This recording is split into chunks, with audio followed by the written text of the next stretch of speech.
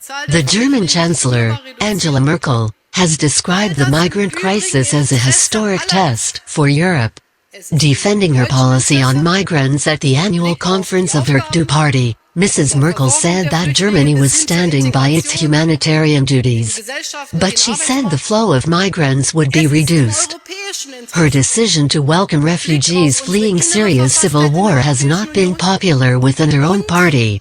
Mrs. Merkel told the conference in Karlsruhe that the influx would be noticeably reduced, the wording of a compromise agreement reached on Sunday with her CDU colleagues. Such a reduction was in the interest of Germany and in the interest of the migrants themselves, she told the conference. Mrs. Merkel has rejected the idea of an upper limit on migrant numbers, sought by some in her own party and by the leader of the CDU's powerful Bavarian sister party, the CSU.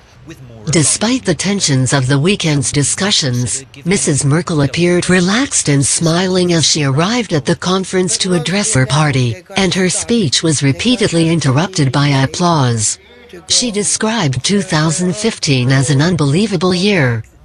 The German leader said the decision by Germany and Austria to allow in migrants stranded in the Hungarian capital, after many started walking towards the border on the 4th of September, was a humanitarian imperative.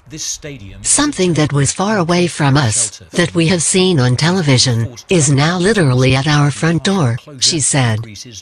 The war in Syria, the barrel bombings by Syrian President Bashar al-Assad, the spread of ISIL in Syria and Iraq, the fact that Libya has no functioning government, the situation in Afghanistan, all that is no longer far away but has come to us. Quoting her finance minister, Wolfgang Schäuble, Mrs. Merkel said the migration crisis was Germany's rendezvous with globalization.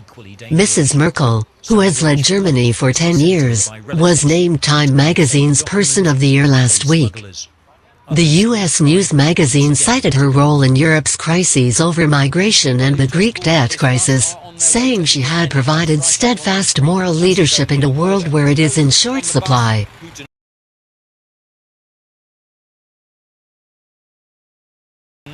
Meanwhile, authorities in Greece have been struggling to cope with growing numbers of migrants in its capital, Athens, as Balkan countries block their route further north. An agreement to provide subsidized accommodation for migrants was due to be signed on Monday. The deal between the Greek government, the UN Refugee Agency, and the European Commission will help to provide housing for 20,000 new arrivals in Athens. The UN agency will assist in paying rental costs in private, unoccupied flats. Another 80,000 migrants are due to be accommodated across Greece and the Balkans, mostly in heated tents. Greece used to handle this crisis by letting the migrants leave.